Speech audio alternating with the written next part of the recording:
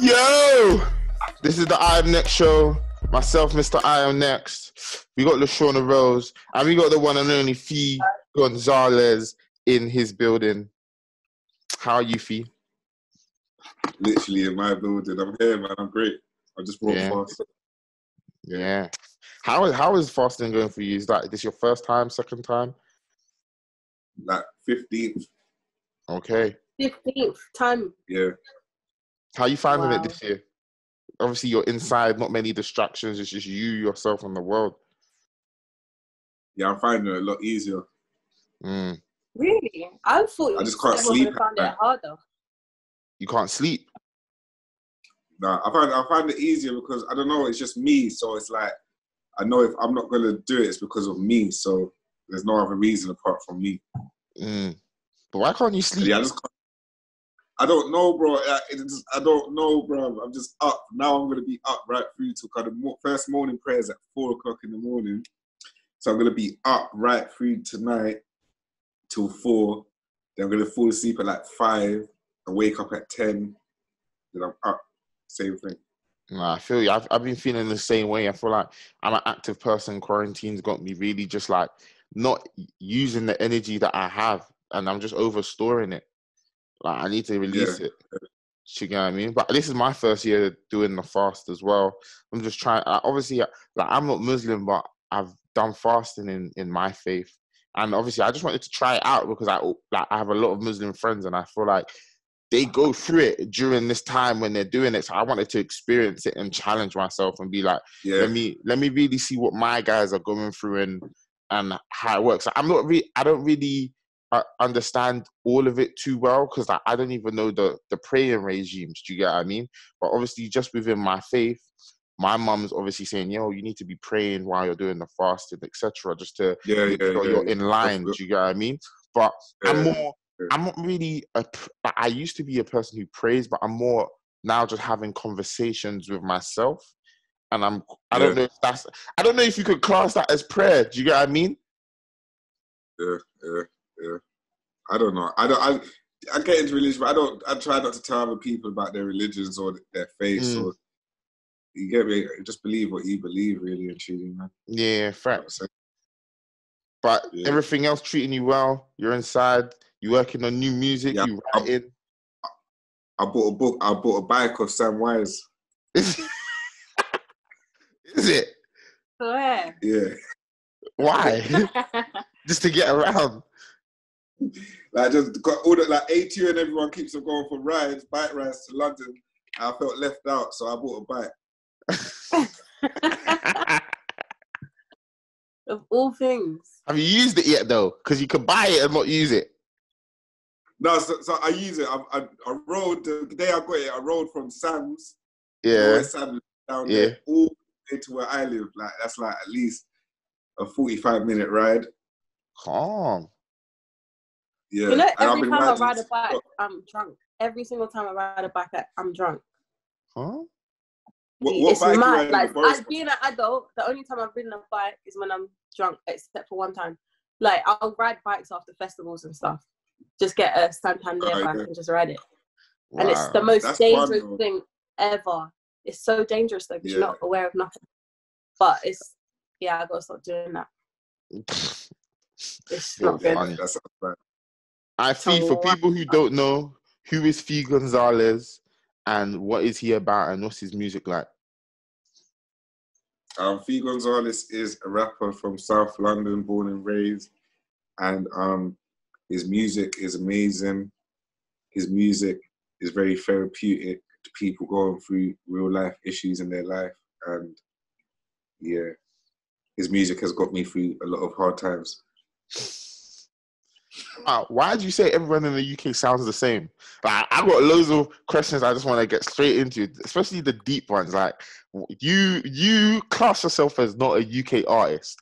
You've said it many times to me, and I've been like, why do you love to say this?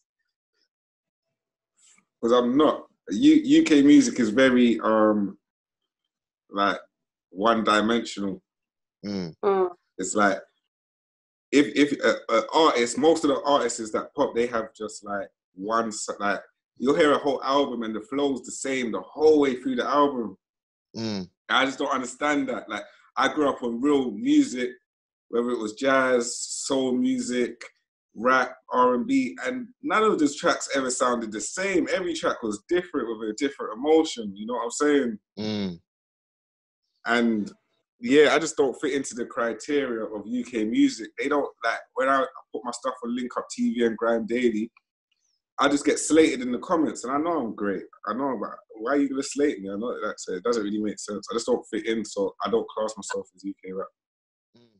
Nah, I feel you, but I also feel like it really comes down to your knowledge of music. Do you get what I mean? Like, there's a difference between a rapper and an artist and a musician. Do you get what I mean? Yeah. Like, I just don't think people really have the actual understanding of knowledge of actual music. They just hear sounds, or they've grown up listening to certain things, but they don't actually understand the layers, the levels. Okay, this is what makes this. Do you get what I mean? Yeah, but that's why this country hasn't excelled with breaking the barrier of getting our music out there. I was just about to say that, because it's the industry's fault then. Nah, I think it's a mixture of both. Do you know why I say it's a mixture of both? It's majority the industry though, because it's what's being put out there. The artists that are being signed. True. However, as an individual, if you're going to learn how to cook, you're just not going to cook the same meal every day.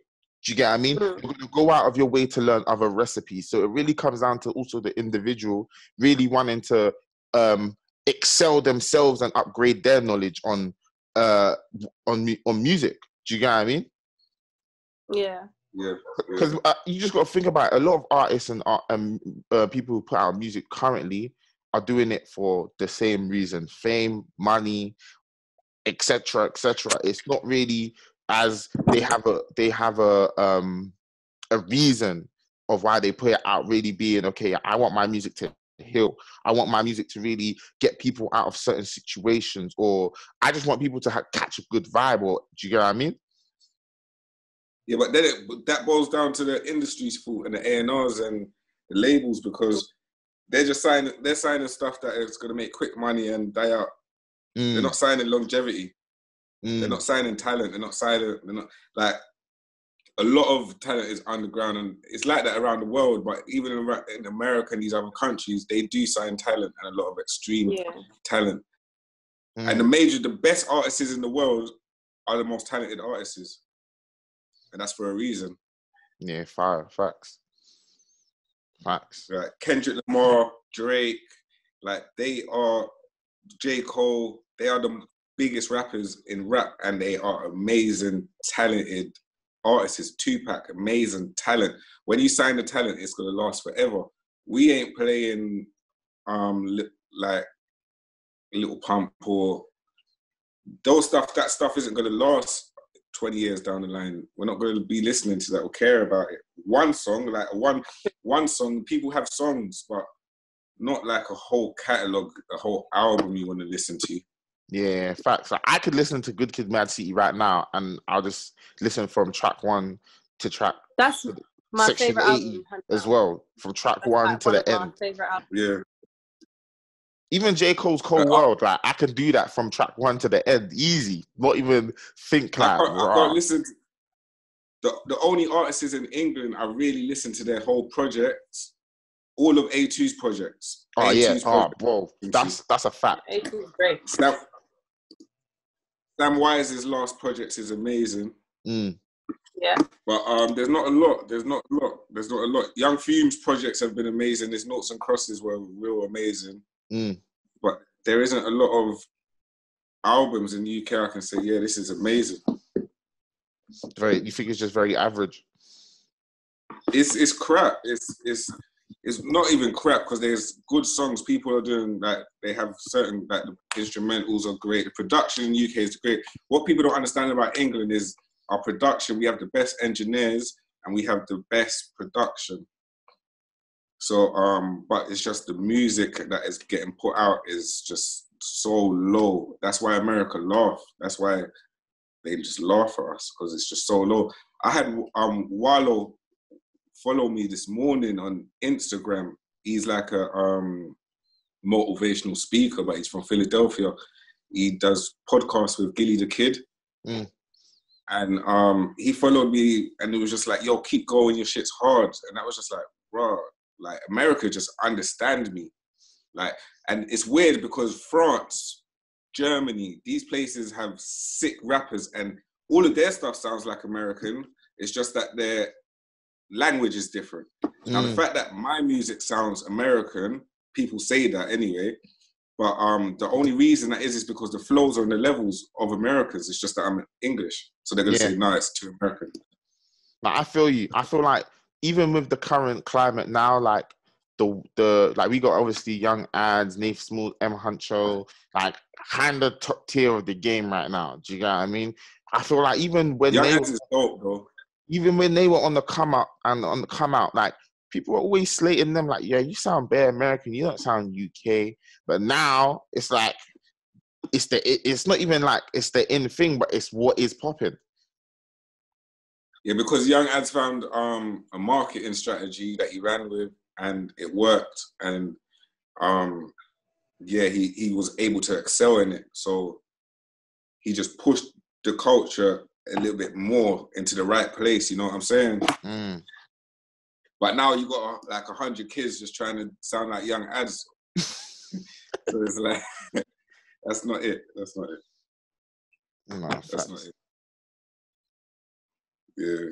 And it's very like one-dimensional. Even like it's one-dimensional. People's styles and their sounds and how they're rapping over here, it's just so one-dimensional. I've never made a song that sounded the same. Like, people's always been like, I had a hit song a couple of years ago, Chief Keef. It wasn't a hit, it was just done good on YouTube. Where it was like, people was like, oh yeah, drop another song like Chief Keef. And it's like, how? I can't do that. I physically can't go into the studio and make another song like that song. It just doesn't happen like that. I don't make music like that. There's no way I can do the same flow. I just couldn't physically do it. What kind of music did you grow up on? What was you listening to? What did you, and I mean, like, what was in your household, and then what was it? What kind of music was that you started listening to by yourself? Okay, so my dad was heavily into jazz. Yeah. He used to take me to the jazz camp when I was a kid, Ronnie Scott. So I had to learn a whole load of jazz. He used to also make me sit down. You know, like back in the days, you used to get albums and then have like the whole lyrics in the albums. Yeah. So I had to like read. I had to read the lyrics from like Stevie Wonder albums, like Marvin Gaye albums. I had to have to read lyrics to him, like as reading lessons and stuff like that. So I grew up around a lot of soul music. My mum used to bang a lot of R&B, soul. That's what my mum was heavily into. And then she started, as I got older, she was into like 50 Cent, Tupac, that sort of stuff. So when my first album I bought was Eminem, and I kind of started studying Eminem, then studying Jay-Z. So, and then I used to study Big Pun and DMX. Those are like the artists that I've studied growing up. Yeah. And then like I was heavily influenced by grime, so like Soul Solid. I was like into Soul Solid, like the UK music, Wiley, Dizzy Rascal, Crazy Titch, all of that sort of stuff. So that's what I was into, and then it just started to excel the older I got. When I started to like start making music seriously, I was like, Meek Mill was on the come up those days. Like, he was like 17, 16, and I was like heavily listening to Meek from then. And like we used to even like kind of communicate on Twitter back in the days, and I used to send him music. Like a lot of Bay Area music as well. The Jacker, I used to mess with the Jacker. He used to communicate with me back like when we first got onto Twitter. So I was heavily into that kind of stuff. And then I got more influenced as we go along, like with the change. I always stay I like the change of music. I like to see the new sounds and where it's going. So when Rich Gang came out, it was like Young Thug. I was like, yeah, this is amazing. The pockets he was hitting was just like so wrong, but so right at the same time. So it was like, yeah, it just changed my mind and opened it up. Yeah, but it makes sense that, as in you saying that you can't just physically go in the studio and remake a song like that, because the palette of music that you're listening to doesn't sound the same as one. Do you know what I'm saying? Yeah. So you not digested just one sound. Do you get me? Yeah. And I feel like you can hear that on the tracks you've been putting out, especially on your new tape. Ooh, as well. That whole tape is so diverse. Not one song sounds the same. Yeah. That's why I kept it short as well. And I had loads of other songs for it, but what I done with it was like I made like 10 songs for it, but I had like some singing songs, some more pain songs that I thought were mad dope. But what was happening was I'd get around my friends and just people around me, and I'd play all the songs, and people would only keep interest in the lit songs. So I was like, you know what, I'm just going to keep this short and just capture everyone's attention with it. Keep it lit. Yeah. What's your? So that's where I was at. Sorry, what you can say? No, that's where I was at. Still, what you gonna say? I was gonna say, what's your relationship and your like working relationship with TDE? So I met them roughly around about 5-6 years ago, and I met Mac Watt first. I DM'd him when he was in Brixton. And basically he just told me to pull up. Cause it was his first time in the country. He wanted pack. So he was in Brixton. So I literally just pulled up, just rapping with Mac, just chilling with him. And then, the next day they had a show in Coco, rode with them to Coco, picked up Mac, drove around, went to Coco. Then they came down a year later, Reading Festival, same story, right? You need pack, like, cool. Then Joey, there was like things were happening, like YG would come in, like no, then I linked them at Wireless. There was a Wireless festival one time. Schoolboy Q was performing. They shot the video with Wiz Khalifa and Burner there, and everyone was in the video. So it was like YG was on the song, All in a Day. That's it, All in a Day. So we was at that video, and then loads of UK guys were there. They were getting in the video and stuff. And every time someone would come over, like YG would come over, they'd be like, yo, go link YG. So I was like, I drove to Brunel, link YG. They remembered me. Oh, the plug, what's good? Boom, boom, boom. Joey Badass will come over. Yo, Joey's at the hotel, go link him, Rach. Go wrap up with Joey, what's good? And then it was just like, someone else will come over, like, oh, Scissor's over. So I'll go link Scissor, chill with Scissor, like, boom, you're right. Then it'll be like, Ali's over, go link Ali in Metropolis Studios, Kendrick's there. Yeah, it just turned into, and then everyone else started, like, everyone in TDE just started hitting me off their own accord. Like, Ali would hit me like, yo, I'm in town, like, and it was just lit. It just organic relationship, you know? Yeah. And you've been working with Ali, like, and Young Guru. Like, what's in the pipeline?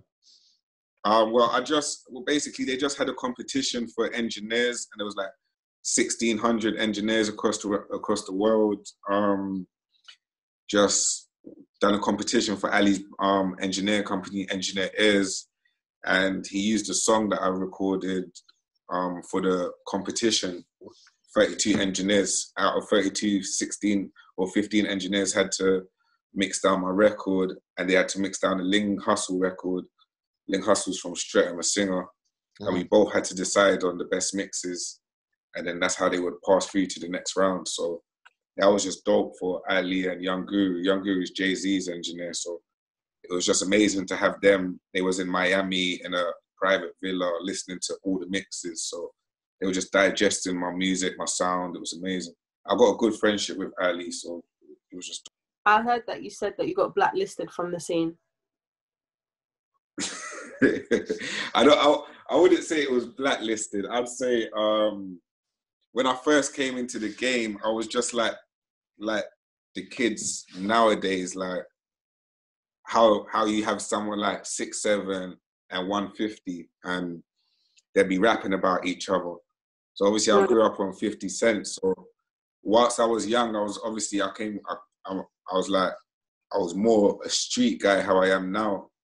So I was more like, whatever I was doing on the roads, it was like, all right, let's talk about it in the music. So I used to get at certain people in my area, but the people that I was getting at was major players in the music scene. So it just kind of dentured my career.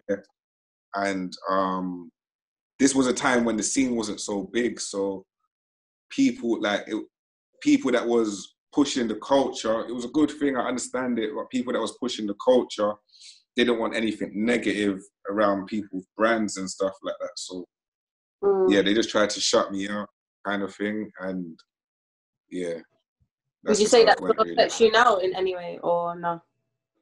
Yeah, it still affects me now because it affected relationships, because it was like things would happen, like for instance, I had a little back and forth with Benny Banks one time, and then like a couple months, a year later, Tim Westwood would have Benny on his radio station, and Benny's on live Capital Extra, Choice FM those days, just like dissing me on radio. So it's like I'd be getting at Westwood now, like why are you doing that? Like, you know what I'm saying? So now Westwood is looking at me like, I don't want to do with you. And then it'll be like Charlie Sloth had people coming on that I was in problems with, and now it's like, Charlie, I had a great fan base at the time where it wasn't really I think it's still the same. It was like people know who I am, but it was like it was more interaction on Twitter those days, and people was like, get fee for fire in the booth, like it's definitely needed. And it was just always a kind of, oh no, we're gonna ignore that one, you know what I'm saying? Yeah. So and then I would react obviously as the hothead I used to be and say F you Charlie Sloth on Twitter, and then I have loads of friends dissing him, you know what I'm saying? Just like that. And then I also done that. I done the same thing, even Grime Daily and Link Up TV. I remember one time I was dropping my projects, Too Late to Hate, and I dropped Hollow. I got a song called Hollow. I dropped Hollow. I sent it to Grime Daily, like, yo, can you put this up? In the song, I go, I don't know gigs, but my bullets are hollow. You know what I'm saying? So that to me was like, yo, this is sick. Like, that's a mad line. It just came into my head. Yeah, like, gigs is called Hollow, man, and you can get hollow bullets. So it was like, I don't know gigs, but my bullets are hollow. You know what I'm saying? So Grime Daily was like, yeah, we're gonna throw this up. We're gonna put this up like normal. I was putting videos up, and then I went to Instagram and said, I don't know gigs, if you know him, tag him, and put the clip of the video up, like, out today, blah, blah, blah, Grime Daily. Then I got a phone call from a guy called Bernard at Grime Daily, and he was like, yeah, this ain't going up, like, you know what you're doing, blah, blah, blah. I was like, fuck, you get me? Mm-hmm. So I had to just put that out on my own channel, and then I went, and the next day I went to drop a video on Link Up TV, and Link Up TV put the video out, but they didn't promote it. So for like half an hour, furthermore, I think they put the video out half an hour late, then they didn't promote it. So the video didn't do good, and it was just getting loads of hate in the comments. So I was like, yo, I went on Twitter and I was like, yeah, I'm taking this video down because Link Up TV just ain't promoted it and XYZ. And then Link Up TV quote tweeted it like, be real, we're taking it down because it didn't do good. You get me? And then that just got loads of hate in the comments on Twitter, and people were just kind of laughing at me in the process of things. So then I just like on the sideline, I flipped out because Joey Clipstar is a good guy from my ends. I was like, kind of flipping out on him because it's like, yo, bro, I know you, like, and you got these people dealing with me like this. So I flipped out on him, and then it turned around to him saying, this was the days that Fume was getting like 300,000 views on Link Up in like a couple hours, like a couple days or whatever. And then he was turning around like, yeah, you and Fume have to pay $250 to put up your videos, and then we still had to pay another $250 to the cameraman. So it was like, yo, you lot are just really trying to mess with the guy, like, the man, them's whole thing right now. You get me? So that kind of just dentured man's whole like little run. And every time I'd get a run, the industry would always try and denture it. So yeah, since then I just decided, you know what, I'm just gonna stick to my channel and just work on my channel. And I've been sticking to my channel, but I've recently trying to focus more on my channel. So I've taken a majority of my videos off Grime Daily and Link Up TV, so I can just focus on the channel and get that out there. So, why what have do you you learned from all that stuff though? Like, I've learned never to let people know how you're feeling. Like, do it in a way where you know you're going to benefit, not in a way of out of anger. Don't work out of anger. Just use the business more as a business. smart. Yeah. It's like people say play the game, and I'm not really here to play the game, but it is a game that you have to play, but it's just playing it smart. You know what I'm saying? Yeah. Why do you like artists like Samwise, Octavian, and like A2, comparing them to like, you're just like, I don't really like Octavian as to say like how I like Samwise and A2 and that. Octavian's cool, but Octavian's very cool, but it's not really my type of music, you know what I'm saying? But that genre, not genre of music, but that caliber, like that area of the music. You know what it is? I just know the talented people like Koji Radical, like these guys are friggin' talented, bro. Like even down to their visions on how to get the visuals out and just the whole style of how they're putting it together. Sometimes it's effortless, and I love that when it's just effortless. Like, yeah, I just love music that touches the soul, innit? If it touches your soul, you know it's good. Not because it got played 100 times on radio and now you're feeling it, but you just heard it one time, it was like, oh, what's that? Who's that? Like, we was going to a festival back in the days, and Damn Shaq used to be Young Fume's DJ, innit? Yeah. So I'm driving, I've got Shaq in my car, and Shaq keeps on playing these House of Pharaohs hits, but everyone knows in my car, we don't listen to nothing but Fee Gonzales, you know what I'm saying? So Shaq's there banging House of Pharaohs, but he's more playing Sam. I'm like, turn this shit off. He's like, no, Fee, just listen. I'm like, turn this off, man. And then I just forced myself to like just allow him to play it. So he forced me to allow him to play it. So and you know what, Shaq's so passionate. Like, Shaq is so passionate when he likes something that I can imagine him like, no, like, listen. So yeah, that's exactly. You forced me to listen, and when I took it in, I was like, this guy's hitting the pockets. Who is this? And then I had to go to my mom's wedding one time in Jamaica, and Fume had his headline, and House of Pharaohs were opening up. And when I came back, the whole of the man was like, yo, there's this guy that looks like Lil Wayne, he's just freaking hard. I was like, yeah. I just started taking him in, and yeah, he's cold.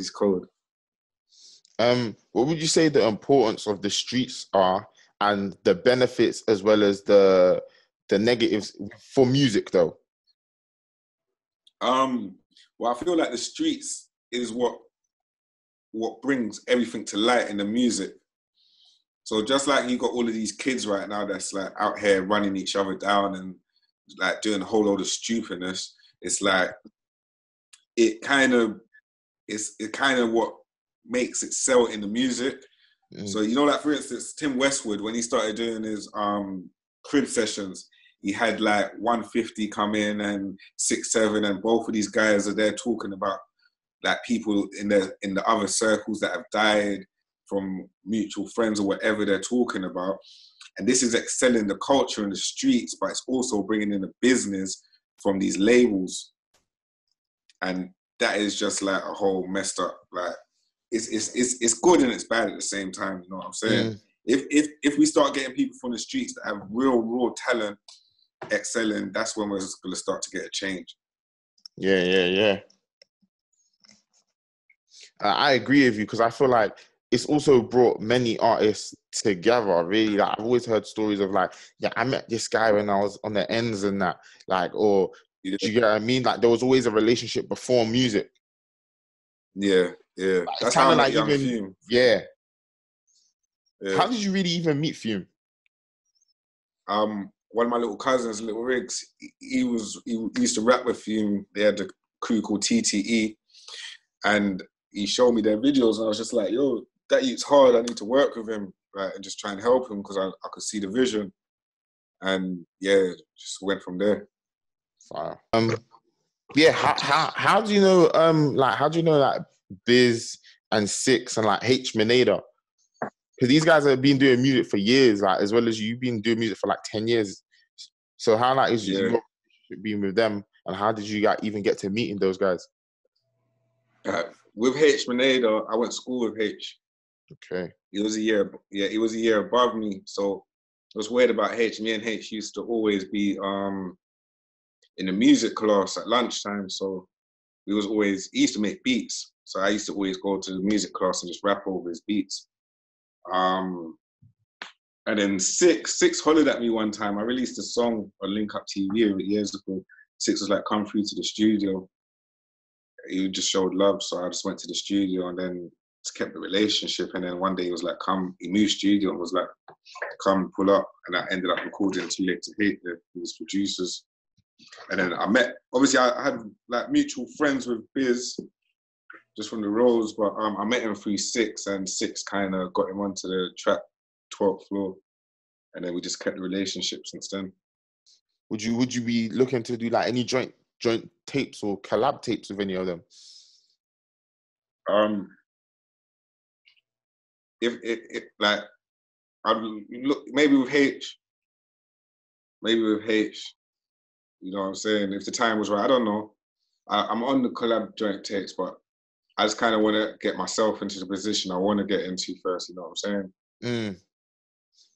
So yeah, I'm just trying to just get myself out there more before I start doing joint tapes. I was supposed to do a joint tape with Fume years ago, but it was like, I didn't really want to do it until I felt like I was on a level industry-wise with him, but yeah.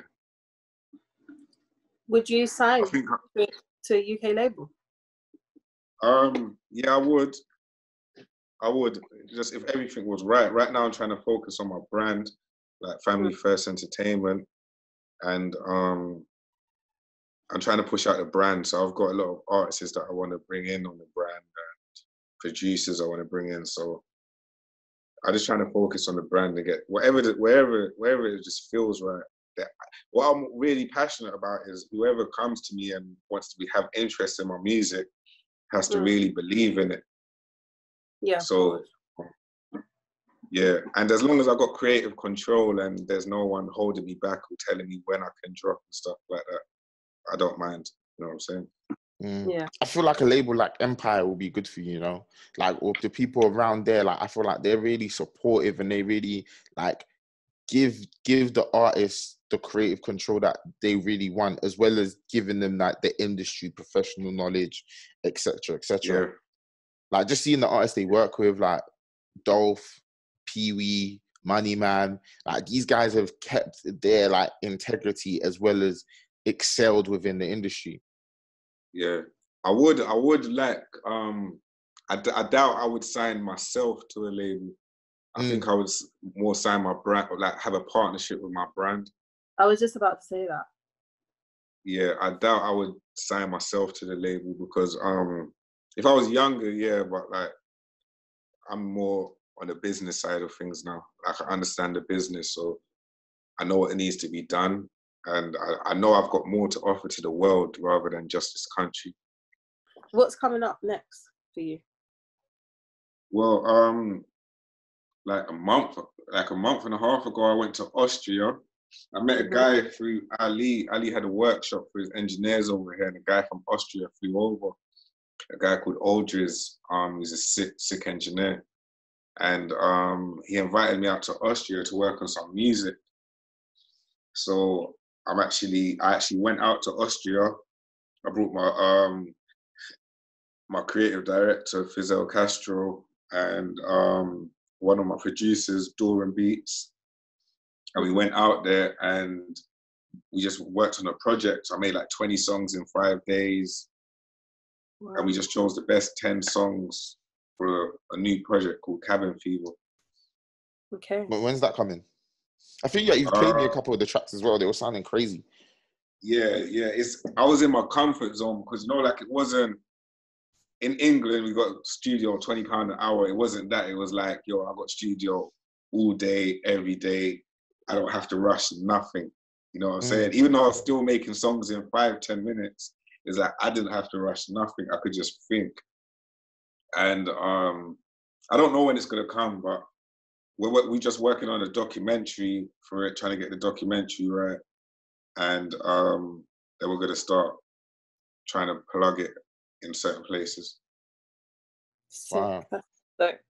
So see you shooting this this documentary, would you move into like other art forms, like maybe like creating a film or like acting or like, I don't know, like fashion? Is these the kind of things you think about as well? Yeah, that's all that's on my mind right now. I'm trying to get the brand doing everything, like all angles, clothes, videos, podcasts, everything. So that's all on the plan for 2020 and 2021. Epic. Thereafter. Yeah. Epic. My last question would be like, how have like, I feel like you've been through like a lot of ups and downs. How would like your life and death experiences, how would you say they've shaped you and made you who you are, made you stronger? More mature, like matured me. And yeah, it's just kind of matured me, because going through a lot of these stuff, I could have fell into the trap, and fell into a trap that a lot of my friends have fell into, and been stuck in a mindset. It was either stay stuck in that mindset or excel and go into the real world. So it kind of just matured me, having to lose a lot of family and lose friends, go through all of these injuries and stuff like that out on these streets. It just kind of matured me into the man that I am now, and being able to be reasonable and compassionate about other people around me and what other people are going through. Because everyone goes through their own little battles, you know what I'm saying? So being able to understand that, and it matures the music as well. Rather from a glorifying point of view, I can make music to inspire rather than like just inspire and elevate rather than just glorify. No, I feel you. I feel like you express a lot of your emotions within your music and use it to vent a lot, like, and really just like put everything on the table. Yeah. I feel like people need to hear that. Like, one of my favorite artists right now is NBA Youngboy, and I just like how he puts all of his emotions out, so you can just like, it's like, he is crazy. Yeah, he's crazy. But I feel like all those musicians, he's very talented though. Like his beat selection, everything. And I feel like a lot of us musicians are talented. Like always, like all the man them always say it. Like, if you was a millionaire, you'd be very mad in your head. You know what I'm saying? So I feel like just for the fact that he has the money and the fame, it's a lot worse. I've seen it with my friends. Like the fame is a lot different. It's a lot different when you're winning. Like, you don't know how to judge people. You don't know how to come back from losses. You have to learn these things. So the fact that I've been able to learn it from before, like without the fame, is kind of cool. So I just know how to. I just put all my emotions in the music, and hopefully people that are going through similar things can relate. Because that's the kind of music I've listened to, like Tupac, DMX, like NBA, Kodak. These people all put their emotions into music. Even Drake, Kendrick, they put their emotions into songs, and it's like they're not afraid to. They're not afraid to be like, not even weak, but vulnerable. That's exactly what it is, though. It's music is like the truest musicians are the most vulnerable at the end of the day. Do you know what I'm saying? And it has to come from a place that's vulnerable for it to be relatable, which ultimately makes it timeless. Do you know what I'm saying? So it's the right path. Yeah, definitely. So that's the kind of music that I want to put out. And you know what I've always said? As long as my mum likes my music and my son likes my music, that's all that really matters. Because my mum really is into music. She understands it. So for the fact that she plays it to her friends and everyone's like, yo, this is sick.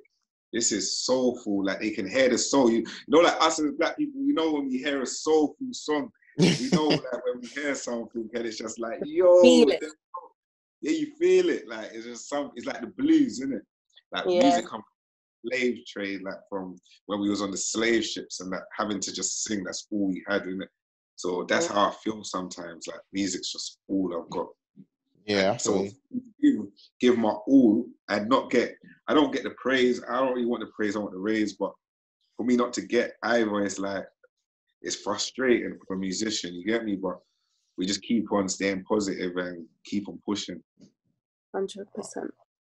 100, man. 100.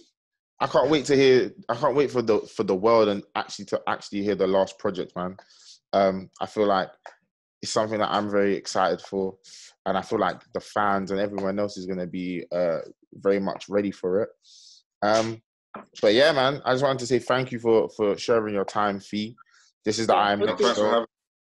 Myself, Mr. I Am Next, Lashawna Rose, Fee Gonzales, the one and only. And yeah, man. Well, you can't give us a date on when this project's going to come, can you?